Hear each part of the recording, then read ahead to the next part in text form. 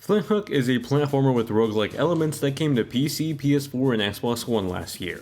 This week it comes to the Nintendo Switch, and the developers, Tribute Games, were kind enough to send me a code for review. Flinthook has you play as a mischievous treasure hunter out to steal the treasure of other space pirates across the galaxy.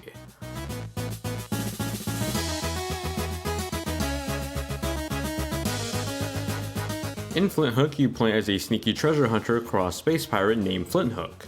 We don't know a lot about their background other than that they love treasure so much that they go around pirate ships and steal from other space pirates. It's a pretty minimal and straightforward story, so we're just gonna go right into the gameplay. Flinthook consists of 4 main bounties that act as boss fights for the game. It's not as straightforward as clicking on the boss and fighting them though. You'll have to go through a certain set amount of spaceship bounties before reaching the boss for that section. When you start the game, you'll see a series of spaceships that you can invade. Upon selecting a ship, you're able to equip perks that help you out on your missions. These can be something like an XP booster that help you level up faster, or a health pack that increases your health. As you level up during missions with that XP you collect, you'll increase the amount of perks that you can equip. The health packs seem to be the most noticeable gameplay changing perks because once you start to stack them up, it becomes quite apparent how useful they are. That's all in part because Flinthook can easily become one challenging game. With your perks selected, Flinthook rides an anchor into the space pirate ship that you selected to invade. This is where the roguelike elements come into play. There's a preset series of rooms that get rotated or randomized to make up the spaceship. In that sense, it has some roguelike elements without being completely randomized.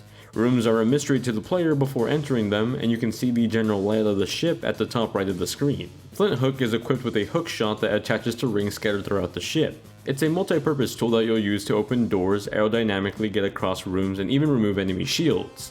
You'll also have your trusty blaster that you fire away at enemies with. With the press of the left shoulder button, you can activate the slowdown feature that slows down time, giving you a bit of leeway when maneuvering around enemies. All of these tools come together to create some crazy chaotic fun where you'll hook shot into the air, use the slowdown to dodge incoming fire only to follow up with your own blaster. It sounds badass, it is badass when you execute it properly.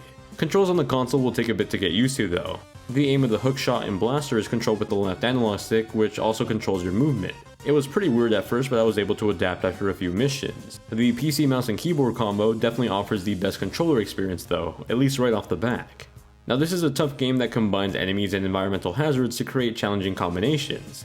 You'll find that a lot of these rooms are filled with enemies that in combination with the rest of the hazards in the room will give you quite the challenge. Not all the rooms are just enemies though. You'll occasionally come across black market rooms where you can spend gold coins you've collected throughout the rooms already and buy health recovery items or other perks. Other rooms include mini bosses that stand out from the smaller enemy filled rooms but are minuscule compared to the 4 main boss fights. These 4 main boss fights feel unique to each other and definitely are the big pivotal moments of the game. They give the rest of the enemies a run for their money when it comes to challenge.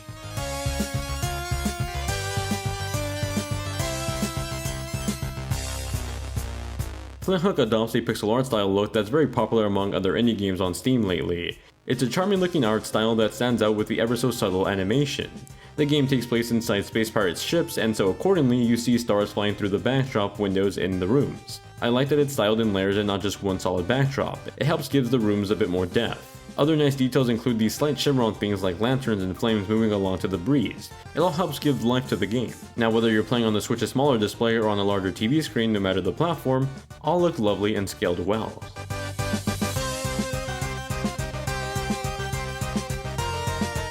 Flinthook is filled with some head-bopping chiptunes that make dying and having to replay the levels pretty often a much more bearable experience. It's really catchy and the soundtrack in general shines throughout the gameplay.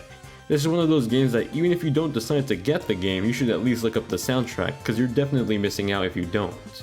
If you're playing this specifically on the Switch, there's some slight use of HD rumble that's subtle, but pretty effective. When you're playing the Switch version, you'll notice some slight pitter-patter HD rumble when you're using your hookshot or when you're just jumping off a high ground and landing on the wooden floor. It's subtle, but nice.